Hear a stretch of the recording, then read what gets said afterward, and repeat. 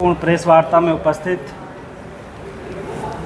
समस्त पत्रकार साथियों को हमारा नमस्कार प्रणाम। आप लगातार हमारे मुद्दों को जनहित तक पहुंचाने का काम करते हैं और आज एक और महत्वपूर्ण विषय पर हमारे बीच काला जी हैं, भट्ट जी हैं, राम कंडवाल जी हैं, हमारे बॉल भाई जी और हमारी बहन दीप्ति बिष्ट जी हैं। आज का विषय एक गंभीर विषय है जो भारतीय जनता पार्टी और उनकी सरकार द्वारा प्रदेश में एक ऐसा कारनामा किया गया, एक वर्ग विशेष को हानि पहुंचाई गई, एक वर्ग विशेष के अधिकारों पर, संवैधानिक अधिकारों पर कुठाराघात किया गया, उनके संवैधानिक अधिकारों का हनन किया गया भाजपा द्वारा और उनकी सरकार द्वारा। उसी विषय पर आज ये पत्रकार वार्ता रखी गई है। मैं पत्रकारों को संबोधित करने के लिए भाई बॉय कुमार जी से निवेदन करता हूं कि आप पूरा विस्तार से हमारे पत्रकार साथियों के माध्यम से जन जन तक पहुंचाने का काम करें। बॉय भाई जी। बहुत बहुत धन्यवाद सुरेश भाई। यहाँ पर उपस्थित हमारे मीडिया के समस्त साथी, आप सबका स्वागत, अभिनंदन है और आप सबका आभार भी है कि आप लगातार जनहित के मुद्दों को लेकर जो हमारे द्वारा उठाए जाते हैं उन्हें आगे प्रसारित करने में अपना अहम योगदान हमेशा आप लोगों का रहता है। उसके लिए आप सबका आभार हृदय की गहराई से। आज का जो विषय है, जैसा कि हमारे साथी भाई सुरेश जी ने कहा, वो विषय ये है कि इस उत्तराखंड प्रदेश के भीतर अनुसूचित जाति, अनुसूचित जनजाति जो समाज है, वर्तमान समय में एक चर्चित प्रकरण रहा। आप सबने देखा कि निकाय चुनाव में ऋषिकेश मेयर सीट पर जिस प्रकार से यहाँ के अनुसूचित जाति समाज को हाशिए पर रखने का काम यहाँ की सरकार ने किया, यहाँ की भारतीय जनता पार्टी ने किया, तो निश्चित तौर पर ये यहाँ के उत्तराखंड के जो मूल अनुसूचित जाति के लोग हैं, ये उनके अधिकारों पर कुठाराघात है। जिस प्रकार से एक बिहार मूल के व्यक्ति को उत्तराखंड प्रदेश के भीतर अनुसूचित जाति का आरक्षण एक मेयर पद के लिए दे दिया गया, वो कहीं ना कहीं दर्शाता है कि इस प्रदेश के भीतर निवास करने वाले अनुसूचित जाति, अनुसूचित जनजाति के जो मूल निवासी है, भारतीय जनता पार्टी या विपक्ष कांग्रेस की बात कहूं, इन दोनों ही दलों का इनसे केवल राजनीतिक रूप से राजनीतिक फायदा लेने का उद्देश्य रहता है और इनके अधिकार क्या है, इनको कैसे संरक्षित करना है, इस चीज़ के लिए मुझे लगता है कि कभी भी भारतीय जनता पार्टी हो या कांग्रेस हो, इन्होंने आगे आकर इस पर बात नहीं की। मैं इसलिए कह रहा हूं कि हाल ही में ये प्रकरण हुआ, बहुत ज़्यादा विरोध हुआ, बहुत सारी चीज़ें हुई, मामला रिट बनकर कोर्ट तक गया और कोर्ट ने जिलाधिकारी देहरादून को आदेश किया कि इस पर आप एक कमेटी बनाइए और उस कमेटी में जांच करके इस मामले को देखिए। जब ये मामला होता है तो ये कमेटी की रिपोर्ट है। जब कमेटी अपनी रिपोर्ट बनाती है तो उस रिपोर्ट में बहुत सारी चीज़ें सामने आती हैं। रिट में जो कहा गया था, रिट में कहा गया कि शंभू पासवान का जो जाति प्रमाण पत्र है वो अवैध है और इस कारण उनको यहाँ से जो पद से हटा देना चाहिए। परंतु इसके अलावा जब हाई कोर्ट के द्वारा जिलाधिकारी को निर्देशित किया जाता है कि आप एक कमेटी बनाइए और उस कमेटी के माध्यम से इसकी जांच करवाइए, तो मामला यहाँ आता है और उसके बाद जो मेयर प्रत्याशी मास्टर जी थे वो अपनी बातों को रखते हैं और उनकी बातों को उनके प्रतिनिधि के तौर पर भाई सुरेश जी रखते हैं और सुरेश जी जो बातें रखते हैं, निश्चित तौर पर ये बड़ा दुख हुआ कि जिलाधिकारी देहरादून के द्वारा जो कमेटी बनाई गई थी, जिस कमेटी में लगभग 6 लोग जो अधिकारी रखे गए थे अलग अलग, उससे सबसे पहले हमारा उनसे निवेदन था जब ये कमेटी बनाई गई थी कि किसी उत्तराखंड मूल के एससी वर्ग के उच्च अधिकारी को, वरिष्ठ अधिकारी को इस कमेटी में जगह दी जाए, जिससे कि वो स्पष्ट कर सके कि क्या ये उत्तराखंड मूल के अनुसूचित जाति के लोगों के साथ छला हुआ या नहीं हुआ। नंबर 1 बात की उन्होंने इस बात को नकारा और एक कमेटी बनाई। कमेटी बनाने के बाद भी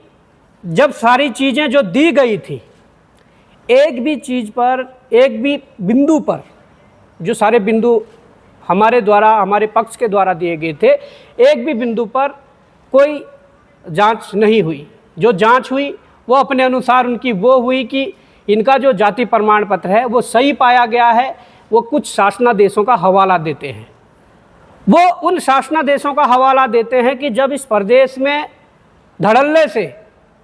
यहाँ के लोगों के अधिकारों पर कुठाराघात करके ऐसे शासनादेश लाए गए जिससे कि यहाँ के लोगों के अधिकार छीने जा सके, तब चाहे सत्ता में कांग्रेस थी, विपक्ष में भाजपा थी, तो भाजपा ने भी उस समय अपने विपक्ष का जो रोल है वो नहीं निभाया। उस शासनादेश का हवाला मुझे लगता है 2013 के शासनादेश का हवाला देते हैं कि उन शासनादेशों के अनुसार ये जो इनका जाति प्रमाण पत्र है वो सही पाया गया है। जाति प्रमाण पत्र सही पाया गया है, जाति प्रमाण पत्र उत्तराखंड में बनाया गया है, वो अलग विषय है। वो इसलिए अलग विषय है कि समय समय पर देश के सर्वोच्च न्यायालय और भारत सरकार ने ये चीज़ें कही है कि कोई व्यक्ति किसी दूसरे स्टेट में प्रवास करता है तो वो अपने जाति का सर्टिफिकेट कुछ लाभ लेने के लिए, कुछ लाभ का मतलब ये नहीं कि आप नौकरी और चुनाव और इस तरीके के लाभ, कुछ ऐसे लाभ जो भारत सरकार द्वारा दिए जा रहे हों और जो आपको उक्त राज्य में भी मिल सकते थे जहाँ के आप मूल हैं, और अगर प्रवास करके नौकरी या शिक्षा ग्रहण करने या तमाम उद्देश्यों से आप दूसरे प्रदेश में जाते हैं, वहाँ पर भी वो भारत सरकार वाले लाभ आपको चाहिए तो आपको वहाँ पर सर्टिफिकेट बन सकता है। पर वो जाति प्रमाण पत्र तब बनेगा जब प्रवास किए गए राज्य में वहाँ का तहसीलदार हो या वो अधिकारी हो जो उसे जारी करेगा, वो उक्त प्रदेश से, जिस प्रदेश का वो मूल है, उस प्रदेश के वहाँ के उस अधिकारी से जो वहाँ जाति प्रमाण पत्र बनाता है उससे आख्या ले लेगा। उस आधार पर ये प्रमाण पत्र बनना चाहिए था। परंतु जब हमने जांच देखी तो हमारे पैरों तले ज़मीन खिसकी। ये हम पूरी जांच तो नहीं कहेंगे, पूरी जांच को डीएम प्रकाशित करेगा और हाई कोर्ट में भी देगा, पर ये उस कमेटी की जांच आख्या है जो कमेटी बनाई गई थी। उसमें देखा गया कि इनके द्वारा 3 जाति प्रमाण पत्र बनाए गए। देखिए, अनुसूचित जाति और जनजाति संवैधानिक रूप से ये ऐसे 2 वर्ग हैं जिनके लिए एक बार अगर ये जाति प्रमाण पत्र इशू हो जाता है तो ये ओबीसी की तरह हर साल या हर तीसरे साल रिन्यू नहीं करवाना पड़ता है। मैं खुद अनुसूचित जनजाति से हूँ, भाई अनुसूचित जाति से है। हम लोगों को पता है कि जब एक बार ये प्रमाण पत्र बन जाते हैं तो उसकी रिन्यूअल का कोई प्रोसेस नहीं है, वो ताउम्र वो ही चलता है। पर ये 3 प्रमाण पत्र कैसे बनाए गए, क्यों बने और किस आधार पे बने, सबसे बड़ा सवाल ये है। इन प्रमाण पत्रों के बनने के बाद इन्होंने स्थायी निवास प्रमाण पत्र भी बनाया कि वो कह रहे हैं कि 2000 में स्थायी निवास प्रमाण पत्र बनाया है। शंभू पासवान कहते हैं कि मैं 1978 में इस उत्तराखंड के टिहरी में आया था। अगर वो 1978 में टिहरी में थे तो उसके बाद 1983 में वो बिहार क्या 8वीं पास करने गए, क्या उत्तराखंड में वो 8वीं नहीं कर सकते थे? जबकि भारत सरकार और माननीय सर्वोच्च न्यायालय के समय समय पर जो डिसीजन हुए हैं, जजमेंट आए हैं, उसमें कहा गया है कि आप शिक्षा ग्रहण करने, रोजगार करने, तमाम प्रकार से अगर जाओगे तो उस प्रकार से आप सर्टिफिकेट बना सकते हैं, उसका लाभ आप कहीं भी ले सकते हैं। तो अगर 78 में यहाँ आ गए तो 83 में वहाँ क्यों गए, बड़ा सवाल है। और अगर 83 में वहाँ गए तो निश्चित तौर पर 83 में उनके पास वहाँ का भी जाति प्रमाण पत्र होगा। और हमारे जो 1950 में राष्ट्रपति की अधिसूचना जारी हुई, जिसके तहत पूरे देश में वो स्टेट, वो संपूर्ण राज्य हो, केंद्र शासित प्रदेश हो या कोई भी राज्य हो, भारत के भूभाग के अंदर 1950 को जब राष्ट्रपति की अधिसूचना जारी होती है तो उसमें प्रावधान दिए गए हैं कि एसटी और एससी के लिए 1950 वाला जो प्रावधान दिया गया है वो इस प्रकार से है कि जो व्यक्ति उस दौरान जिस जगह पर रहा होगा या जिस जगह पर रह रहा होगा, जिस जगह का वो मूल होगा, वो उसी आधार पर भविष्य में आरक्षण लेने का भागीदार होगा। ये उस प्रावधान में है, वो व्यक्ति होगा। और इसमें यह भी साफ दिया गया है कि राष्ट्रपति की अधिसूचना की तारीख के बाद पैदा हुए व्यक्तियों के संबंध में, क्योंकि शंभू पासवान 1950 के बाद पैदा हुए हैं, उनके लिए भी प्रावधान है कि राष्ट्रपति की अधिसूचना की तारीख के बाद पैदा हुए व्यक्तियों के संबंध में इसमें नियमानुसार प्रावधान है। प्रासंगिक राष्ट्रपति आदेश की अधिसूचना की तारीख के बाद पैदा हुए व्यक्तियों के मामले में अनुसूचित जाति या अनुसूचित जनजाति का दर्जा प्राप्त करने के प्रयोजन के लिए निवास स्थान राष्ट्रपति आदेश की अधिसूचना के समय 1950 उनके माता पिता का स्थायी निवास स्थान होगा, जिसके तहत वो ऐसी जाति जनजाति से संबंधित होने का दावा कर सकते हैं। वो कह रहे हैं कि अगर कोई व्यक्ति इसके बाद पैदा हुआ तो उसका वो रिकॉर्ड खंगाला जाएगा कि उनके माता पिता 1950 में कहाँ थे। तो मैं पूछना चाहूँगा, शंभू पासवान से भी पूछना चाहूँगा, भारतीय जनता पार्टी से भी पूछना चाहूँगा जिन्होंने उन्हें उम्मीदवार बनाया, प्रत्याशी बनाया, और यहाँ के विपक्ष से भी पूछना चाहूँगा कि निकाय चुनाव के बाद विधानसभा सत्र हुआ, इस प्रकार की गंभीरता अगर दिखाई देती तो निश्चित तौर पर विधानसभा सत्र में ये प्रश्न उठना चाहिए था। लगभग 78 सालों से चकराता के एसटी क्षेत्र से हमारे माननीय विधायक प्रीतम सिंह जी आरक्षण ले रहे हैं। उनको इस आरक्षण का ज्ञान होना चाहिए था। विकास नगर के विधायक मुन्ना चौहान जी भी जब राजनीतिक शुरुआत की तो चकराता से शुरुआत की, उन्हें भी इस आरक्षण का ज्ञान होना चाहिए, और उन्हें ज्ञान है। इसी निकाय चुनाव की बात करूं तो यही फॉर्मूला हरपटपुर की सीट पर लगा। ऐसा क्या हो जाता है कि बिहार से आया हुआ शंभू पासवान ऋषिकेश में मेयर बन जाता है, क्योंकि उसके आशीर्वाद के देने के लिए पार्टी के मुख्यमंत्री से लेकर शहरी विकास मंत्री, तत्कालीन शहरी विकास मंत्री से लेकर तमाम विधायक खड़े होते हैं। और हरपटपुर सीट पर एक महिला जो रोहिला है, जो एमपी की थी और यहाँ ससुराल हरपटपुर में है, उसका जो सर्टिफिकेट है वो कैंसिल हो जाता है और उसका चुनाव निरस्त होकर दूसरे को विजय घोषित किया जाता है। क्या वो कांग्रेस की थी इसलिए उसका जो वो है वो नामांकन इसलिए निरस्त किया गया? और अगर कांग्रेस की भी थी तो कांग्रेस के भी तो 20-21 विधायक प्रदेश में हैं, कांग्रेस तो विपक्ष की भूमिका में है। क्या उनको ये बात को विधानसभा के अंदर नहीं उठाना चाहिए था जो तुरंत निकाय चुनाव के बाद सत्र हुआ था? अब ये बात है कि ये दोहरा मापदंड क्यों हो रहा है। इसके अलावा जो नेता प्रतिपक्ष हैं यशपाल आर्य जी, वो लंबे समय से एससी की सीट पर एसटी का आरक्षण लेकर विधायक बन रहे हैं, मंत्री बन गए हैं, तमाम बड़े बड़े पदों पर रहे हैं। क्या उनका दायित्व तो नहीं बनता था कि इस प्रकार की अगर उत्तराखंड के मूल निवासी जो अनुसूचित जाति या अनुसूचित जनजाति के व्यक्ति हैं उनके अधिकारों पर कुठाराघात हो रहा है, क्या उनका दायित्व तो नहीं था कि विधानसभा के अंदर इस प्रश्न को उठाएं और इस पर गंभीर चर्चा हो? ये सारी प्रक्रिया होने के बाद जब इन लोगों के द्वारा कुछ नहीं हुआ तो निश्चित तौर पर एक रिट हाईकोर्ट में गई और हाईकोर्ट के रिट के आधार पर यह कमेटी बनी। पर उस कमेटी की हमने रिपोर्ट देखी, उस कमेटी की रिपोर्ट में शंभू पासवान के जो प्रमाण पत्र है उनके शासनादेशों का हवाला जरूर दिया गया है कि इन शासनादेशों के आधार पर ये बना है, परंतु ये नहीं बताया गया है कि उनका 1950 का रिकॉर्ड उत्तराखंड का है या बिहार का है। अगर राष्ट्रपति की अधिसूचना 1950 ये कहती है कि अगर उसके बाद भी कोई व्यक्ति पैदा हुआ है तो 1950 में देखा जाएगा कि उनके माता पिता कहाँ के निवासी है, उसी जगह का वो लाभ ले सकेंगे। इसके लिए पूरे भारत में अलग अलग राज्यों में कई जजमेंट हैं, कई जजमेंट सुप्रीम कोर्ट के हैं, कई जजमेंट राज्यों के हाई कोर्ट के हैं और कई जजमेंट संविधान पीठ के हैं।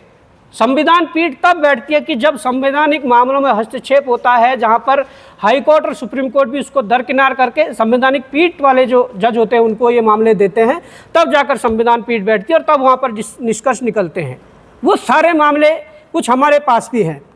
उसमें मैं जिक्र करना चाहूँगा कि मिनिस्ट्री ऑफ होम अफेयर्स, गृह मंत्रालय के पत्र संख्या 16014/82 दिनांक 22 फरवरी 1985 के द्वारा समस्त मुख्य सचिव समस्त राज्यों को यह निर्देश दिए गए थे कि कोई भी अनुसूचित जाति या अनुसूचित जनजाति का व्यक्ति जाति प्रमाण पत्र अनुसूचित जाति जनजाति के आरक्षण का लाभ अपने मूल राज्य से ले सकता है, माइग्रेट किए गए राज्य से नहीं ले सकता है। हम केवल ये नहीं कहना चाहते कि शंभू पासवान का जो जाति प्रमाण पत्र है वो फर्जी है। देखिए, ये भी प्रावधान है कि आप किसी भी राज्य में जाकर अपना जाति प्रमाण पत्र शिक्षा के उद्देश्य से या रोजगार के उद्देश्य से, रोजगार भी निजी, सरकारी रोजगार नहीं, उस उद्देश्य से जाति प्रमाण पत्र बना सकते हैं और उन्होंने उन प्रावधानों के अनुसार बनाया गया होगा, परंतु वो उस प्रमाण पत्र के आधार पर वो इस प्रकार का लाभ नहीं ले सकता था कि वो उत्तराखंड के अनुसूचित जाति के किसी व्यक्ति के अधिकार पर कुठाराघात करके वहाँ पर अपने आप स्थापित हो जाए। उसी को कोड करते हुए उपरोक्त 22 फरवरी 1985 के दिशा निर्देश पर action committee on issue of caste versus Union of India and others में संवैधानिक पीठ के जजमेंट दिनांक 18 जुलाई 1994 में संवैधानिक पीठ ने पाया कि अनुसूचित जाति अनुसूचित जनजाति का कोई भी व्यक्ति अनुसूचित जाति जनजाति से संबंधित आरक्षण का लाभ अपने मूल राज्य से ही ले सकता है, माइग्रेट किए हुए राज्य से नहीं ले सकता है। पहला जजमेंट सुप्रीम कोर्ट का था और फिर संविधान पीठ ने उसी को कोड करते हुए 1985 में इस जजमेंट को दिया और उसके बाद लेटेस्ट जो जजमेंट आया था ministry of social justice and empowerment, department of social justice and empowerment, schedule caste division के पत्र संख्या 12017/2/2018 दिनांक 22 फरवरी 2018 के द्वारा सभी राज्यों के मुख्य सचिव को यह निर्देश जारी किए गए हैं कि इंटर स्टेट एमिग्रेशन होने पर अनुसूचित जाति जनजाति के लाभों का कोई भी व्यक्ति अपने मूल राज्य से ले सकता है, ना कि माइग्रेशन के उपरांत माइग्रेट किए गए राज्य में। ये तमाम प्रकार के जो डिसीजन है, तमाम प्रकार के जो जजमेंट है, इनकी कॉपियाँ भी हमारे पास है और ये बिल्कुल संवैधानिक है और बिल्कुल कानूनी रूप से ठीक है। इसके बाद मैं आपको बताना चाहूँगा कि 22 मार्च 1977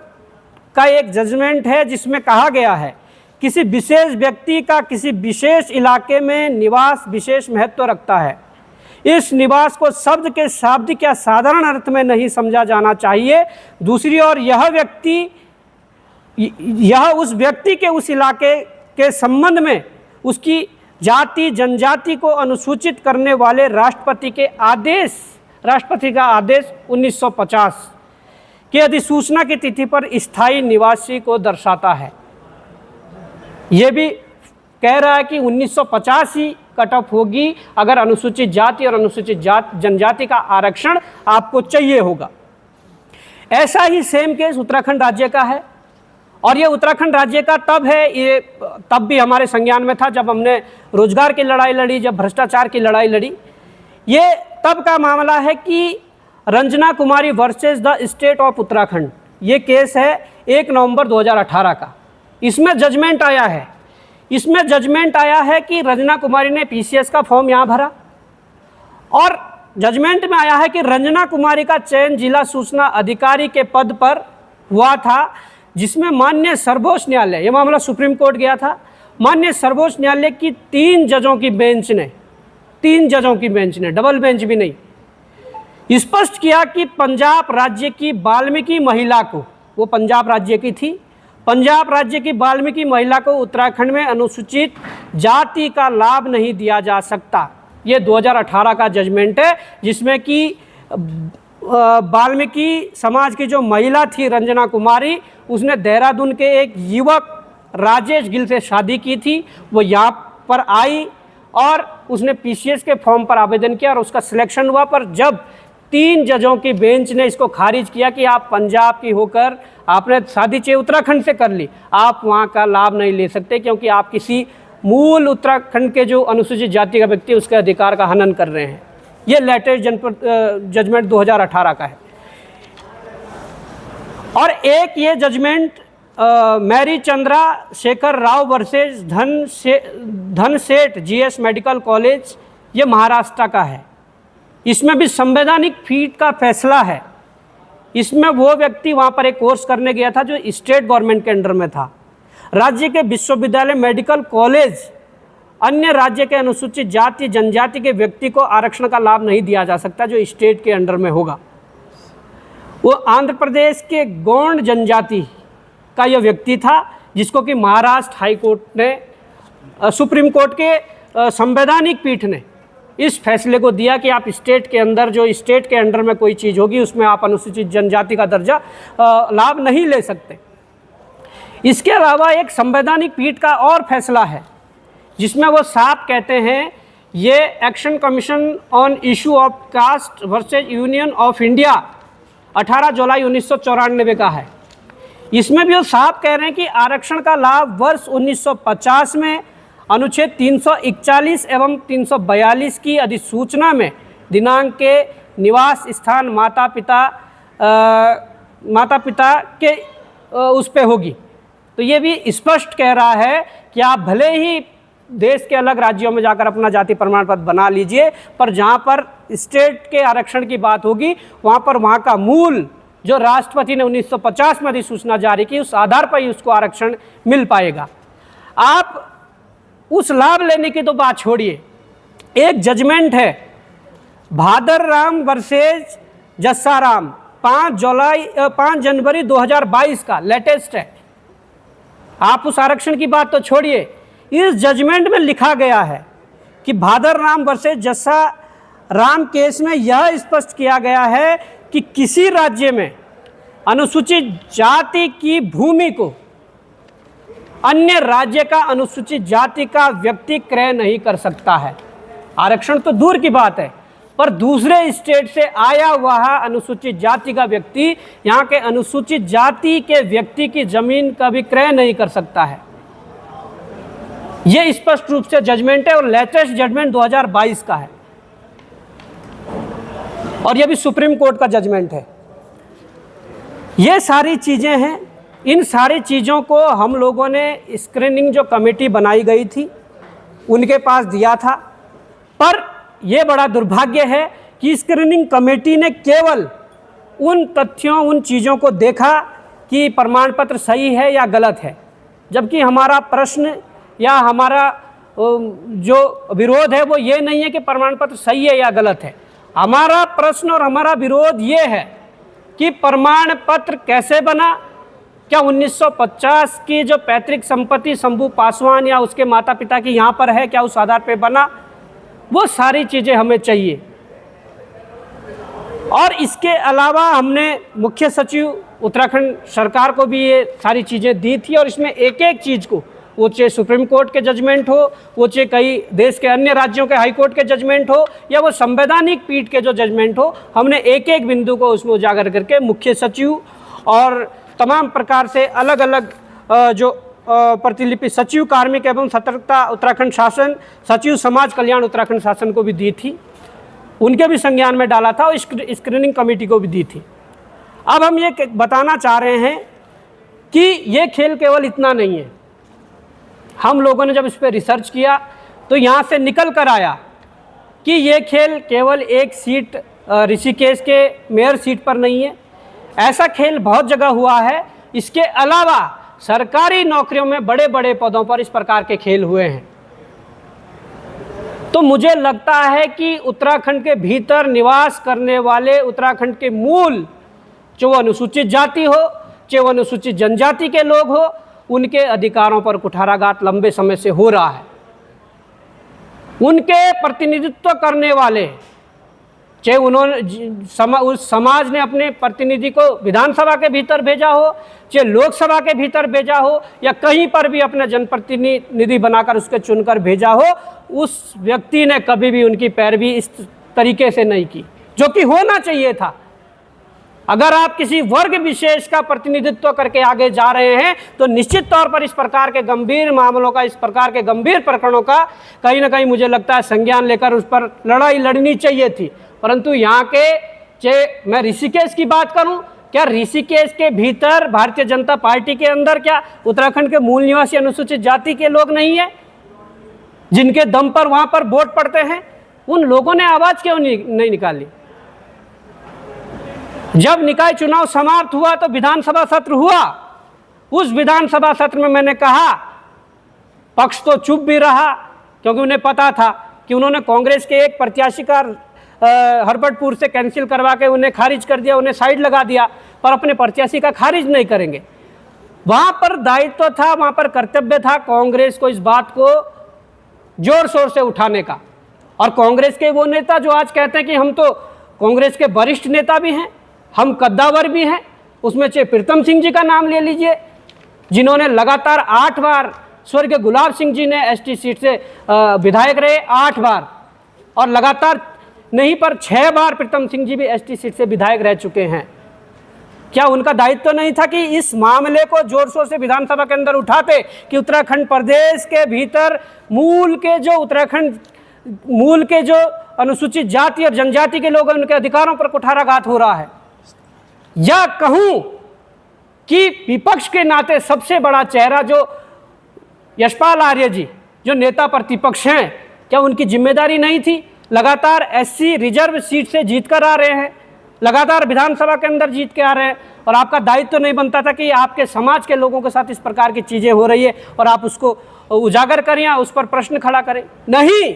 इस प्रदेश के भीतर ये मित्र विपक्ष की भूमिका में है। इस बात को एक बार नहीं 100 बार कहूँगा। इस प्रदेश के भीतर एक सिक्के के 2 पहलू कांग्रेस भी है और भाजपा भी है। अगर हेड कांग्रेस है तो टेल बीजेपी है। ये आपस में अपनी मित्रता निभाकर इस प्रदेश को कहीं ना कहीं कोसों दूर, या मैं ये कहूं कि 50 साल पीछे धकेल रहे हैं। आज इस प्रदेश के मूल निवासियों को, वो चाहे सामान्य वर्ग का हो या अनुसूचित जाति का हो, अनुसूचित जनजाति का हो, अगर अपने अधिकारों पर कुठाराघात होने से बचाना है, अगर उसे सुरक्षित करना है, तो आज निश्चित तौर पर इन सबको एक होना होगा। और सीधे तौर पर मैं ये कहना चाहूँगा कि डीएम देहरादून मेरी इस प्रेस कॉन्फ्रेंस को सुने। अगर आप इस प्रेस कॉन्फ्रेंस को सुनते हैं, आप भी एक आईएएस अधिकारी बनकर आए हैं, आपके बैचमेंट होंगे जो एससी या एसटी का आरक्षण लेके आपके बैचमेंट होंगे जो आईएएस बनकर आए हैं। आप उनसे पूछिए क्या ये सही हुआ है, क्या इसमें कोई उल्लंघन नहीं हुआ है,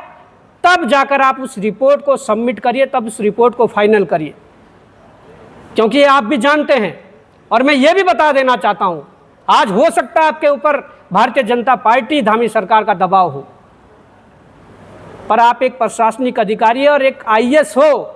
आपको उन दबावों से बचना है, उन दबावों से पीछे हटना है। क्योंकि आज तो वो दबाव डालेंगे, आपके कलम से गलत काम करवा देंगे, पर इस बात को ध्यान रखना कि ये कलम, ये सत्ता हमेशा नहीं रहेगी। आपकी सर्विस भी बहुत बची होगी। भविष्य में क्या होता है, क्या नहीं होता है, कौन सत्ता में रहता है, कौन नहीं रहता है, उस बात का ख्याल ये कमेटी के जो 6 लोग हैं ये भी रखें, और जो निश्चित तौर पर जिलाधिकारी को जो नियुक्त किया है हाई कोर्ट ने, वो भी इस बात का ध्यान रखें कि हमेशा एक जैसा समय नहीं रहता। आज भले ही सत्ताधारियों के डर से, उनके दबाव में आकर फैसले बदले जाएं, पर सर्विस तुम्हारी भी लंबी है। भविष्य में कौन सत्ता में रहता है, कौन सत्ता में नहीं रहता है, वो समय तय करेगा। इसलिए मैं कहना चाहूँगा ये बड़ा ज्वलंत मुद्दा है। हमें मीडिया के सामने इसलिए आना पड़ा कि जो हमने तथ्य दिए थे, एक भी तथ्य पर, एक भी बिंदु पर स्क्रीनिंग कमेटी द्वारा काम नहीं किया गया। और अगर इनके द्वारा ये काम नहीं किया गया, अभी भी समय है, क्योंकि अभी वो रिपोर्ट हाईकोर्ट में सबमिट नहीं हुई है, अभी केवल जिलाधिकारी को भेजिए और जिलाधिकारी को पूरा राइट्स है कि क्या जो बिंदु विपक्ष के द्वारा, विपक्ष का मतलब है मास्टर जी के द्वारा या मास्टर जी के प्रतिनिधि के रूप में सुरेश जी द्वारा जो स्क्रीनिंग कमेटी को दिए गए थे, क्या उन बिंदुओं पर जांच हुई है या नहीं हुई है, ये पूरा राइट्स जिलाधिकारी को है। अगर नहीं हुई है तो जिलाधिकारी इस जांच को खारिज करके पुनः जांच कमेटी गठित करे और उस जांच कमेटी में उत्तराखंड मूल के किसी वरिष्ठ आईएएस को, उत्तराखंड के वरिष्ठ आईएएस जो अनुसूचित जाति से संबंधित हो या संबंध रखता हो, उस व्यक्ति को उस स्क्रीनिंग कमेटी का सदस्य बनाया जाए, तब जांच पुनः कराई जाए। नहीं तो इसे कानूनी रूप से, यहाँ से तो हम इस जांच से संतुष्ट नहीं है, हम हाईकोर्ट भी जाएंगे, जरूरत पड़ी सुप्रीम कोर्ट भी जाएंगे, और जरूरत पड़ी जितने हमारे पास संविधान पीठ के निर्णय हैं उन निर्णयों को देखते हुए हम संविधान पीठ के भी दरवाज़ा खटखटाएंगे। तो ये सारा मामला था। इसको देखते हुए मैं पत्रकारों से फिर भी निवेदन करूंगा कि इस मामले को ज़्यादा से ज़्यादा आप प्रसारित करें और लोगों तक पहुंचाएं। जय हिंद, जय भारत, जय उत्तराखंड।